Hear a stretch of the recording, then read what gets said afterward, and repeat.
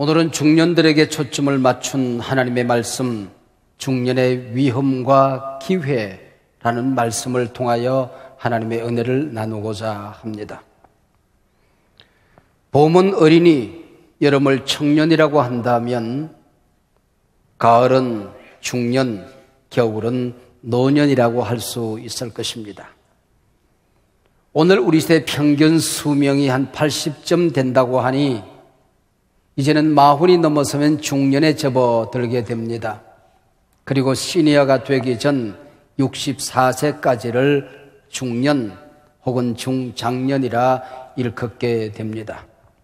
40대를 보내시는 분들은 중년에 막 접어든 인생의 걸음을 걷게 될 것이고, 이제 환갑을 지나고 있는 분들은 중년의 끝자락을 보내고 있는 분들입니다.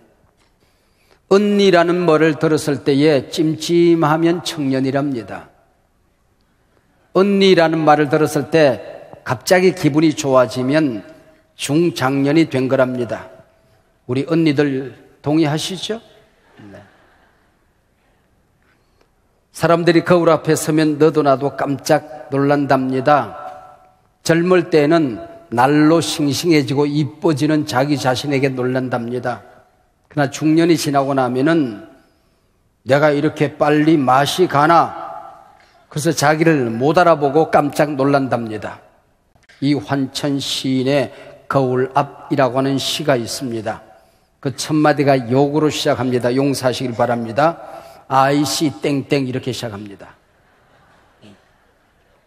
아이씨 깜짝이야. 그게 시 끝입니다. 아이씨 땡 깜짝이야. 네. 여러분들은 지금 어떤 때 놀랍니까? 자기 자신이 싱싱해지고 젊어져서 놀랍니까? 아니면은 빨리 맛이 가서 자기를 못 알아봐서 깜짝 놀랍니까? 못 알아보고 깜짝 놀랐다면은 여러분 지금 중년을 보내고 있는 겁니다. 노너 위정편 공자님 말씀에 40에 부록하고 하는 말이 나옵니다. 공자님은 40이 된 후에 유혹이 사라지더랍니다. 그건 공자님이나 하실 수 있는 말씀이고 우리 범인들은 40에 유혹하고입니다. 40에 접어들면 인생 최대의 위기에 빠질 수 있다는 얘기죠. 중년을 잘 견디어내야 합니다. 이겨내야 되는 것입니다. 이걸 하나님의 능력으로 이겨내지 못하면 커다란 인생의 위기에 직면하게 된다는 거지요. 중년은 신체적으로, 심리적으로, 사회적으로, 영적으로 변화와 위기를 경험하게 됩니다. 중년을 연구한 어느 학자는 중년이 되어서 신체적으로, 심리적으로, 사회적으로, 영적으로 위기를 겪지 않은 사람, 지구상에 10사람을 찾아낼 수 있다고 한다면 그들의 이야기를 써내려가는 것 하나로 그 책은 베스트셀러가 될 것이다 그랬습니다. 모든 사람이 겪는 위험이 있다고 하는 것이죠. 먼저 신체적인 변화를 만나게 됩니다. 머리는 가늘어지고 적어지고 휘어집니다. 몸에서 힘은 빠지고 근육이 줄어들기 시작합니다. 여름이 되었습니다. 몸에 살을 자꾸 드러내고 싶어 하면은 청년, 자꾸 감추려고 하면은 중년, 에라 모르겠다 될 대로 되라 노년입니다. 청소년기가 되면은 사춘기를 겪습니다. 몸의 변화와 심리적인 위기를 맞이하게 되죠. 내 자식이 사춘기를 겪을 때에 그 어머니, 그 아버지는 심리적으로 사춘기를 겪게 되는 것이지요. 그래서 가정 안에 갈등이 일어나기 시작을 하는 것입니다. 이 허물을 다스리지 못하면 우울증에 빠져듭니다. 그리고 갱년기에 접어들게 되지요. 아버지와 어머니. 어릴 적 꿈을 이루지 못하고 나이만 들어가는구나 싶어서 한숨이 절로 나오기도 합니다. 아이를 낳아 기를 때는 온 집안이 시끌벅적, 몸은 피곤하지만은 사는 재미가 있답니다. 돌잔치하고 걸음마하고 그리고 아이들이 말 배울 때 인생이 참 재미가 있대요. 근데 중년이 되면 아이들이 공부한다고 학교 가고 학원으로 가고 없어집니다.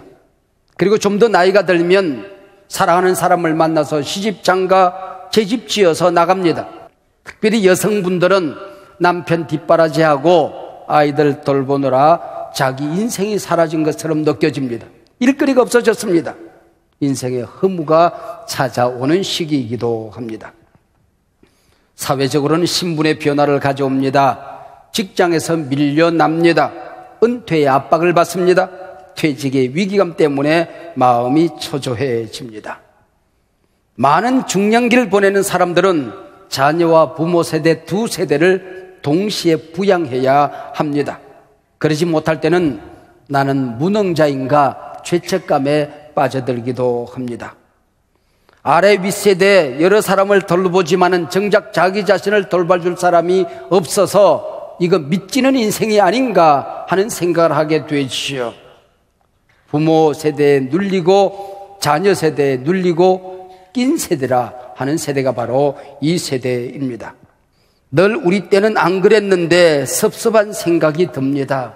나는 부모님에게 순종하고 공경했습니다. 근데 내 자식들은 순종하는 것 같지 않습니다. 공경이 없습니다.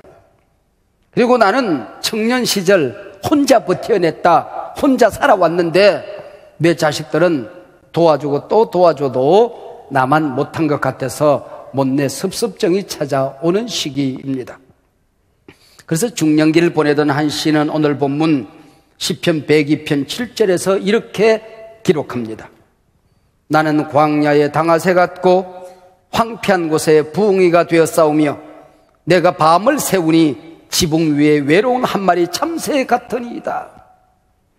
당아새가 둥지 위에 있어야지 왜 광야에 버려진 꼴이 되었습니까? 부엉이가 나뭇가지에 앉아 노래해야지 왜 황폐한 곳에서 홀라 쭈그리고 앉아 있습니까? 참새가 함께 몰려다니며 짹짹거리고 노래해야지 왜 외로운 한 마리 참새가 되어서 지붕 위에 버려져 있습니까? 세상에서 버림받은 존재에게처럼 여겨집니다. 사랑한다고 고백했던 그 사랑은 어디 갔는가? 갱년기를 보내며 밤잠을 이루지 못하고 전전긍긍하기도 합니다. 그래서 이 시인은 23절 24절에서 나의 하나님이여 나의 중년의 나를 데려가지 마소서라고 기도하는 것입니다. 특별히 우리나라 중년 사망률은 세계 단연 1위입니다. 그리고 남자 사망률은 여자 사망률의 3배가 넘어서고 있습니다. 중년 가정에서 부부관계가 사라지는 나라가 일본과 우리나라라고 합니다. 이때 일에 미쳐서 살다가 가정을 잃어버리고 어느 날 문득 쓰러지는 나이가 중년이 될 수가 있다고 하는 것이죠. 가정에서 행복한 우리 가정생활을 누릴 줄 알아야 몸도 마음도 영혼도 건강할 수가 있다는 것입니다. 그래서 오늘 시인도 이런 위기를 느꼈는지 중년의 나를 데려가지 말아 달라고 기도하고 있습니다. 열매는 무르익은 다음에 떨어져야 다른 사람들을 복되게 하는 거지요. 익기도 전에 떨어지는 열매가 되지 않게 해달라고 시인은 기도합니다. 중년이 되면 벌써 죽음이 자기 가까이 다가와 있다는 것을 느끼기 시작합니다. 가까이 지내던 부모님이 한 분, 두 분 세상을 떠납니다. 이번에는 내 차례네 하는 생각이 들기 시작하죠. 가까이 있던 내 친구 중에 죽었다는 부고가 가끔 날아듭니다. 깜짝 놀랄 만한 시간에 나도 갈 수 있겠구나 하는 생각이 자리 잡습니다. 그래서 자신의 나이를 출생의 시점에서가 아니라 죽음의 시점에서 헤아리게 되는 겁니다. 청년 때는 병이 들어도 곧 나을 거야 라고 생각합니다. 그러나 중년이 되어서 병이 들면 이러다 잘못되는 것 아니냐 하는 생각이 머릿속에 지나갑니다. 그래서 언젠가부터 TV 앞에 앉으면 심심찮게 건강 프로그램을 나도 모르게 보고 앉았습니다. 인생의 종말을 기억하기 시작합니다. 이때 남은 생에 즐기자. 그러면은 위기에 빠지는 것이고 내 인생에 목적이 있었지, 꿈이 있었지, 가치 있는 일에 헌신해 보자. 그러면 기회를 만들어갈 수가 있게 되는 것입니다. 이에 대하여 영적인 위기를 겪는 때도 중년입니다. 어느 때 위기가 없겠습니까? 많은 이영적인 위기가 성적인 위기, 가정적인 위기로 겹쳐지는 것이 이때입니다. 다윗은 어릴 때 남들의 주목을 받을 만큼 훌륭하게 잘 자랐습니다. 인생의 온갖 고난의 시기에 하나님께 기도했습니다. 찬양했습니다. 무릎을 꿇고 매달렸습니다. 잘 승리했습니다. 왕이 되었습니다. 인생의 절정기에 올랐습니다. 바로 그때 유혹이 찾아오게 되는 것입니다. 사회적인 위치, 영적인 위치, 신앙적으로 절정에 도달해 있을 때에 오히려 도전이 찾아오더라고 하는 겁니다. 이때가 바로 다윗의 나이 40대 후반입니다. 여성으로 말하면은 폐경기가 찾아오고 갱년기가 찾아오고 남성들에게도 갱년기가 찾아옵니다. 남성들 과거와는 다르게 육체적인 쇠잔함을 느끼게 되는 것이죠. 그래서 만용을 부리기 시작합니다. 이것이 바로 성적인 유혹이지요. 황금은 도금할 필요가 없는 겁니다. 약해졌기 때문에 아직도 나는 건강하다 자신만만하게 자기를 드러내려고 하다가 큰 위기를 만나게 되는 것입니다. 그래서 친구들은 잘 나가는데 나는 모아둔 것이 없습니다. 그래서 큰돈 빌려 투자를 시작합니다. 그러다가 평생의 위기를 맞는 가정들도 적잖이 있습니다. 이 모두 만용이지요. 가정 안에서 서로 격려해야 됩니다.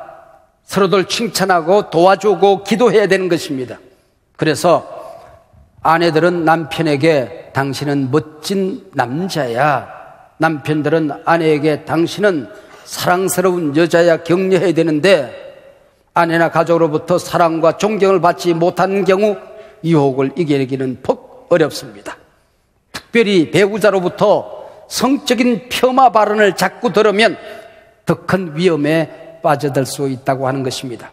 절대 성적인 폄하 발언을 해서는 안 되는 시기가 바로 이 시기입니다. 다른 때도 마찬가지겠지만은 사무엘하 11장에 보면은 다윗에게 유혹이 찾아오는 때를 그렇게 시작합니다. 왕이 출전할 때에, 전쟁터에 나가서 이전선 저전선 누빌 때는 유혹이 없었습니다. 그러나 이제는 장수들이 내 대신 싸워줍니다.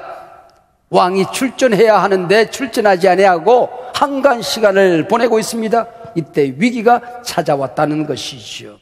위기는 한가한 시간에 찾아오는 것입니다. 남들이 박수 쳐주고 갈채를 보내고 환호할 때에 그것은 본질적인 내가 아닙니다. 조용한 때에, 여유가 있을 때에 여러분 성경을 읽습니까? 기도하는 골방이 있습니까? 영적인 책을 읽습니까? 큐티를 합니까? 잘 살고 있는 것입니다. 그러나 여유로운 시간에 엉뚱한 곳을 뒤지고 엉뚱한 상상을 하고 다른 생각에 빠져들면 실패의 늪으로 빠져들게 되는 것이지요. 그래서 SNS상에 포르노를 뒤지는 시기도 바로 이 시기에 가장 무서운 유혹 가운데 하나입니다.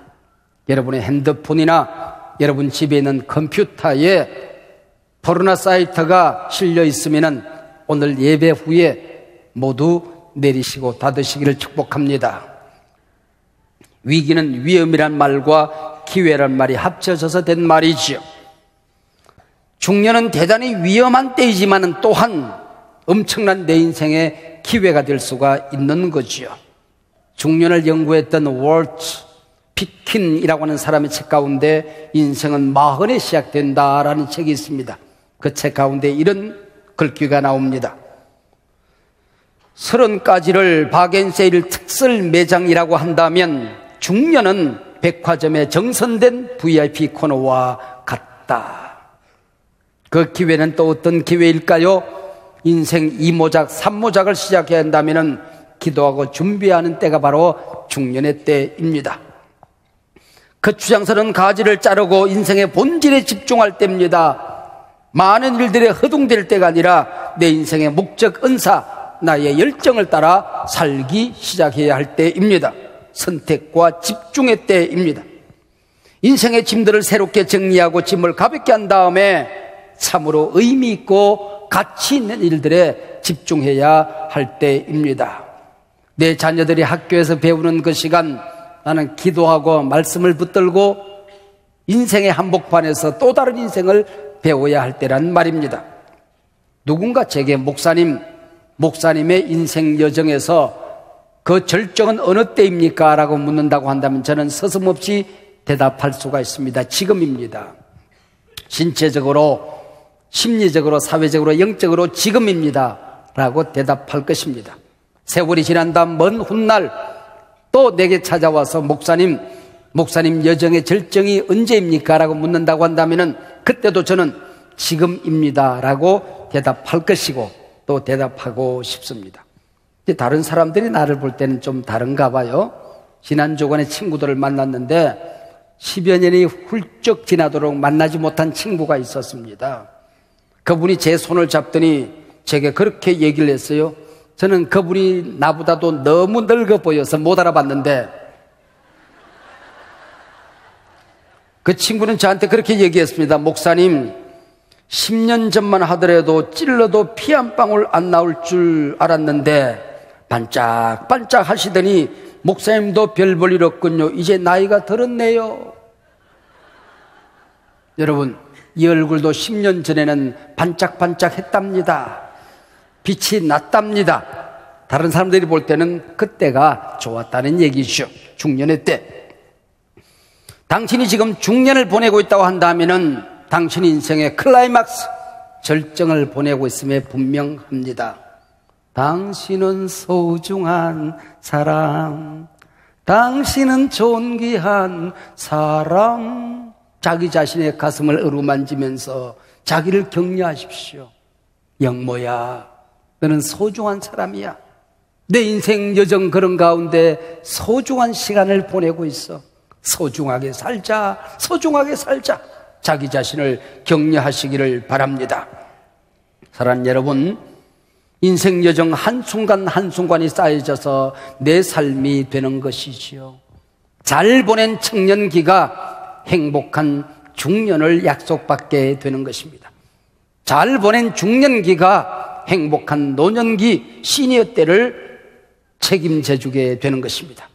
뿐만 아니라 내가 잘 살아왔던 삶의 여정이 쌓여져서 내 자녀들에게 영향으로 미쳐주게 되고 복된 가문을 만들어가게 되는 것입니다.